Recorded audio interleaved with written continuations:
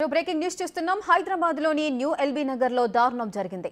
ప్రేమ పేరుతో ప్రియుడు మోసం చేశాడని అఖిల అనే అమ్మాయి ఆత్మహత్య చేసుకుంది. 8 ఏళ్లుగా ప్రేమిస్తున్నానని చెప్పి పెళ్లికి ఒప్పుకోకపోవడంతో మనస్తాపంతో ఉరేసుకుంది. 6 పేజీల లేఖ రాసి సూసైడ్ కి పాల్పడింది.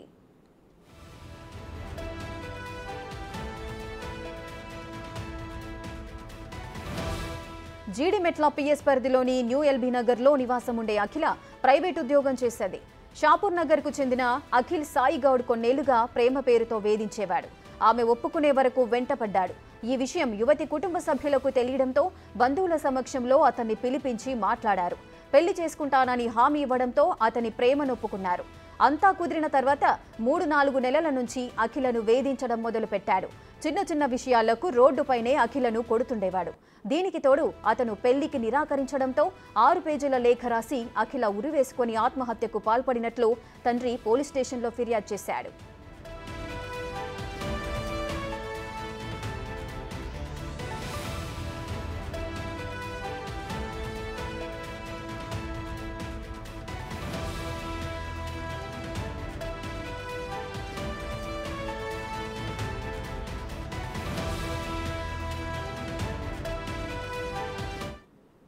మరింత సమాచారం మా ప్రతినిధి రానా లైవ్ లో అందిస్తారు.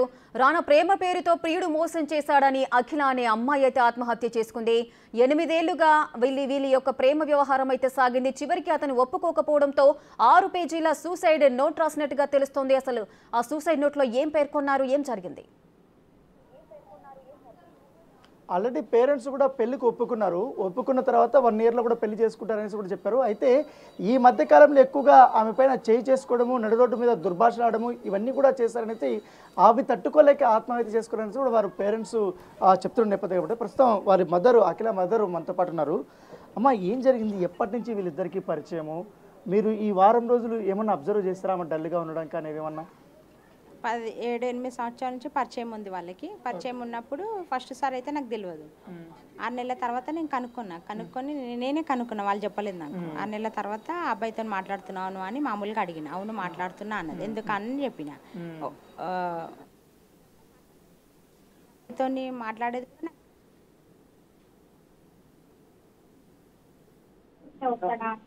వస్తుందని చెప్పింది.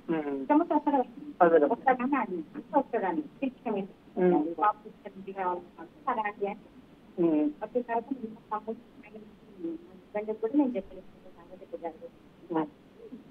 మాట్లాడదాం సరే బాబు ఎందుకు మాట్లాడుతున్నావు అని అడిగింది. అడిగితే నేను ఇష్టపడుతున్నా అంటున్నాను. ఇప్పుడు ఏం చిన్నప్పుడు కదా చిన్నప్పుడు కదా పెళ్లికి ఇప్పుడు కాదు కదా కొంచెం చదివి పెళ్లి చేసుకోవాలంటే సరే అని మాట్లాడుకోనండి మేము కూడా ఉంటున్నాం. మంచిగా ఉంటారు కదండి. ఇక ఈ మధ్యకాలం 6 నెలల తర్వాత 6 నెలల నుంచి కొంచెము తేడా కనిపిస్తుంది అబ్బాయిది. కొంచెం ఆమెకి స్క్రీన్ షాట్లు తీసి పెట్టడము, చనిపోతానని. ఎవరు? బాబు మా పాపకి నాకు కూడా పెట్టిండు.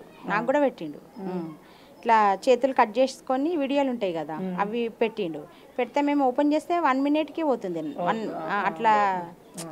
అట్లా 1 మినిట్కే పోయేటట్టు పెట్టిండు. మళ్ళీ నేను వేరేలోకి చూపించకుండా అవి అట్లా ఎందుకు పెట్టాలి? పెడితే మొత్తం పెట్టాలి. మళ్ళీ ఒప్పుకున్న తర్వాత అప్పుడు ఒప్పుకున్నా. ఈ మధ్య కాలంలో ఏంటంటే అడిగితే ఏమన్నంటే 1 ఇయర్ తర్వాత చెల్లి అప్పటి నుంచి ఫస్ట్ నుంచి వాళ్ళు చెల్లి పెళ్ళి అని చెప్తున్నారు. పెళ్ళి అయిన తర్వాత చేసుకుంటా అని.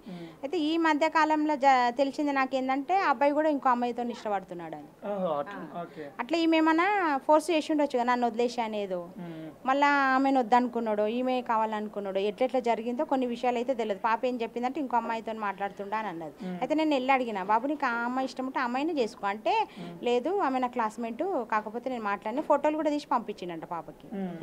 అయితే అమ్మని చేసుకుంటాడేమో, వాళ్ళు డబ్బు ఇస్తాన్నారేమో, మనం డబ్బు లేని వాళ్ళం కదా అంటే 70 లక్షలు కట్నం ఇచ్చేటోళ్ళు ఉన్నారని అన్నాడంట. ఎప్పుడు అమ్మాయితో అన్నారు? అమ్మాయితో 6 నెలల క్రితం. అంతకుముందు ఏమనలేదు. అంతకుముందు నేను అడిగినప్పుడు కట్నం లేకున్నా సరే అన్నాడు. ఎందుకంటే నేను మొత్తం ఇవ్వకుండా కూడా ఊరుకోను.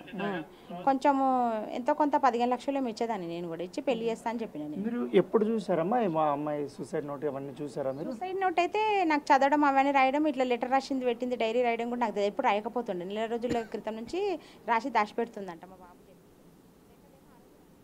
కూడా. నాకు చదవడం రాదు. నేను పాప ఇట్లా అయిందని పరిశానలో నేను అటు ఇటు ఇప్పుడు వాళ్ళు ఇంట్లో నుంచి పారిపోయారు, ఇప్పుడు ఎవరు లేరు, ఇప్పుడు ఏంటి మీకు ఏం కోరుకుంటున్నారు మీరు ఇప్పుడు? మేము ఏంటంటే పోలీసు వాళ్ళు బాబుని తీసుకొచ్చి నాతో ఒకసారి మాట్లాడిపోయాలి, ఎందుకంటే ఆ బాబు నాకు కొడుకు లాంటి వాడు అని చెప్పిండు, నాకు పెద్ద కొడుకు ఆంటీ నీకు అని కాలు మొక్కిండు. ఈ విషయాలన్నీ మీ మమ్మీకి చెప్తాను కూడా చెప్పిన. అంటే వాళ్ళ ఇంట్లో కూడా తెలుసు, కాకపోతే ఇవి స్క్రీన్ షాట్లు తీసినవి మమ్మల్ని బ్లాక్మెయిల్ చేసినవి కొన్ని నేను చూపిస్తాను మీ మమ్మీకి వచ్చా అని చెప్పిన. అంటే మమ్మీకి చెప్పొద్దు, మా డాడీకి హెల్త్ బాగాలేదు, కొంచెం ఇక్కడ గడ్డ అయింది, ఆపరేషన్ ఉంది, కొంచెం మేము చెల్లి పెళ్ళి కూడా చూద్దామన్న సిచ్యువేషన్లో నువ్వు వచ్చి ఏదో ఒకటి చేస్తే ఆమె ప్రాబ్లం అవుతుంది, ఇంటికి రావద్దని చెప్పి నేను వస్తాను చెప్పిన. ఇంటికి వచ్చి మమ్మీతో మాట్లాడి నీకేమైనా ప్రాబ్లం ఉందేమో అని కూర్చొని మాట్లాడతాను చెప్పిన. ఫస్ట్ ఒక్కసారి కూడా పోయిన వాళ్ళ మమ్మీ దగ్గర ఫస్ట్ ఇట్లా తెలిసినప్పుడు. ఆమె ఏమన్నదంటే మా పాప పెళ్ళైనాక మాట్లాడుకుందాంలే, నువ్వెందుకు తొందర పడుతున్నావు, నేను ఎందుకు నేను కూడా అంతే అన్న, సేమ్ ఇద్దరం ఒకటే. ఎందుకంటే వాళ్ళు మీ మమ్మీ డాడీ కూడా ఇట్లా మీలాగా పెళ్లి చేసుకోలేదు, మేము కూడా అట్లా చేసుకోలేదు, మీరు ఎందుకు చేస్తారని కూడా నేను అడిగిన. అంటే మేము ఇష్టపడుతున్నాం అన్నారు, ఇద్దరు అంతే, ఇద్దరు ఇష్టపడుతున్నారనే చెప్పారు. కాకపోతే 6 నెలల నుంచి బాబు మా పాపను వేధిస్తుండని నాకు తెలియదు.